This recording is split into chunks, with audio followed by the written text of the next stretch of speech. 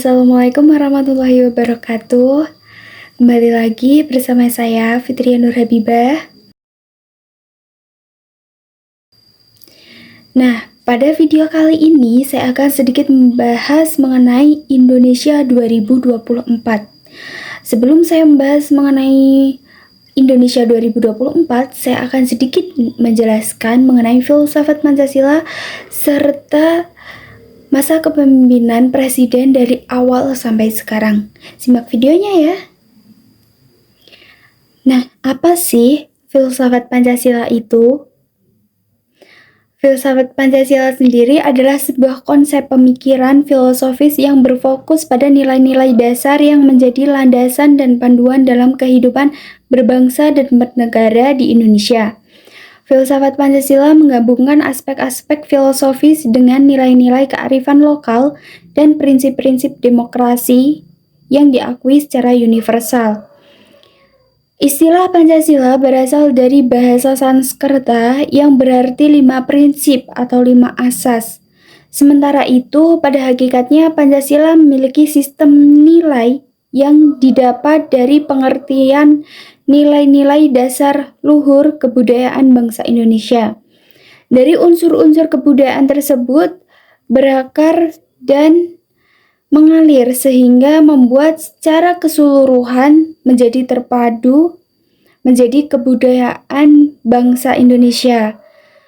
Melalui penjelasan tersebut bisa disimpulkan Pancasila sebagai suatu produk filsafat yang digunakan sebagai suatu pandangan hidup. Filsafat Pancasila juga memiliki fungsi dan peran sebagai pedoman dan pegangan sikap, tingkah laku, serta perbuatan dalam kehidupan sehari-hari dalam bermasyarakat, berbangsa, dan bernegara untuk bangsa Indonesia. Setiap nilai-nilai yang ada dalam sila Pancasila perlu dijadikan sebagai dasar dalam hidup berbangsa dan bernegara. Pastinya di sini kalian sudah mengetahui kan apa saja sila-sila di dalam Pancasila itu. Selanjutnya yaitu membahas mengenai masa kepemimpinan presiden dari awal sampai sekarang. Apa sih yang dimaksud kepemimpinan? Kepemimpinan sendiri secara harfiah berasal dari kata pimpin.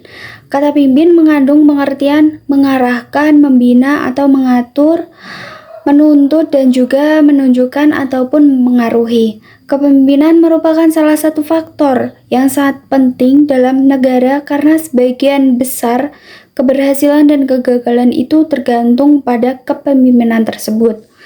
Pemimpin mempunyai tanggung jawab baik secara fisik maupun spiritual terhadap keberhasilan aktivitas kerja dari yang dipimpin, sehingga menjadi pemimpin itu tidak mudah dan tidak setiap orang mempunyai kesamaan di dalam menjalankan kepemimpinannya.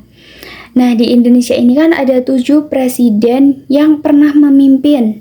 Yang pertama ada kepemimpinan Presiden Soekarno pada tahun 1945 sampai 1967, yang mana masa kepemimpinannya berlangsung selama 22 tahun. Kemudian digantikan oleh Presiden Soeharto yang memimpin pada tahun 1967 sampai 1998. Nah, pada kepemimpinan Presiden Soeharto ini beliau masa kepemimpinan yang paling lama dari kepemimpinan pertama sampai kepemimpinan sekarang, yaitu dengan masa kepemimpinan 31 tahun. Kemudian digantikan oleh Presiden B.J. Habibie atau Baharudin Yusuf Habibie pada tahun 1998 sampai 1999 saja. Kemudian digantikan oleh presiden yang keempat yaitu Abdurrahman Wahid atau biasa yang kita sebut dengan Gus Dur, itu memimpin 1999 sampai pada 2001, yang kemudian digantikan oleh Presiden Megawati Soekarno Putri yang memimpin dari 2001 sampai 2024. Nah, Presiden Megawati ini merupakan salah satu presiden perempuan yang pernah memimpin Indonesia. Kemudian Presiden Megawati ini digantikan oleh Presiden Susilo Bambang Yudhoyono atau SBY yang memimpin dari 2004 sampai 2014, yang mana pemimpinannya selama 2 periode. Dan sekarang tentunya kalian tahu bahwa pemimpinannya adalah Presiden Joko Widodo yang memimpin dari 2014 sampai sekarang, kurang lebih 2 periode ya teman-teman. Nah, dari 7 presiden tadi, menurut saya yang paling saya suka yaitu Joko Widodo. Karena mengapa? Karena mungkin dulu itu saya terlalu abai dengan presiden-presiden sebelumnya, karena mungkin saya masih terlalu kecil atau mungkin saya sedang menikmati masa bermain saya, begitu ya. Kemudian saya akan menjelaskan sedikit mengenai kepemimpinan Joko Widodo ini. Joko Widodo atau yang dikenal dengan nama Jokowi memiliki nama lengkap Insinyur Haji Joko Widodo. Beliau lahir di Surakarta, Jawa Tengah pada tanggal 21 Juni 1961. Masa kepemimpinan Jokowi mulai 20 Oktober 2014 sampai sekarang.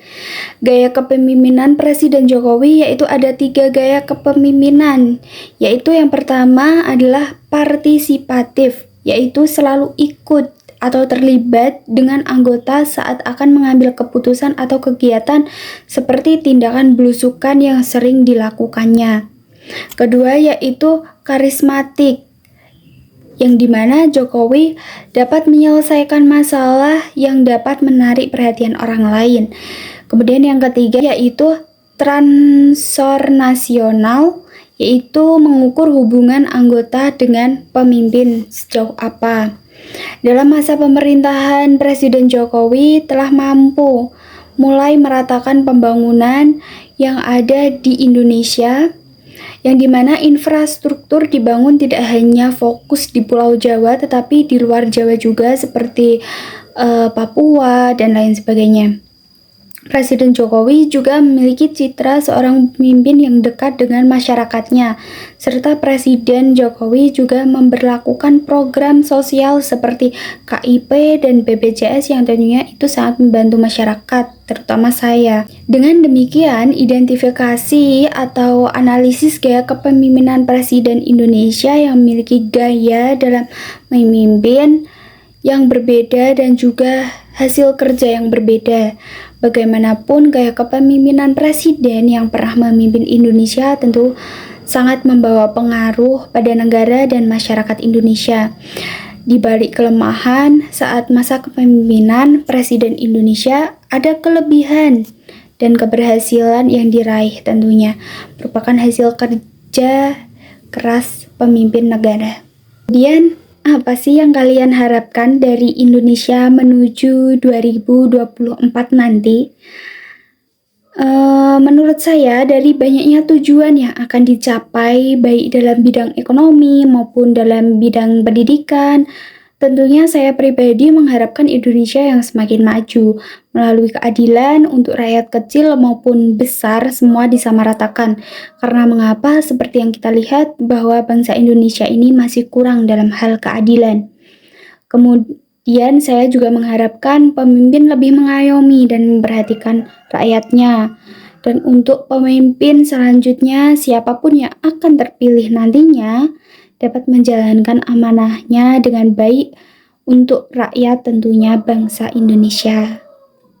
Kemudian untuk kontribusi saya menuju 2024 ini, mungkin belum banyak ya yang saya lakukan untuk Indonesia tercinta tentunya, tapi saya berusaha belajar untuk menambah wawasan melalui literasi. Kemudian saya juga mengasah keterampilan digital, etika teknologi, karena semakin majunya peradaban tentunya makin maju juga teknologi dan lain sebagainya. Mungkin itu saja yang dapat saya sampaikan.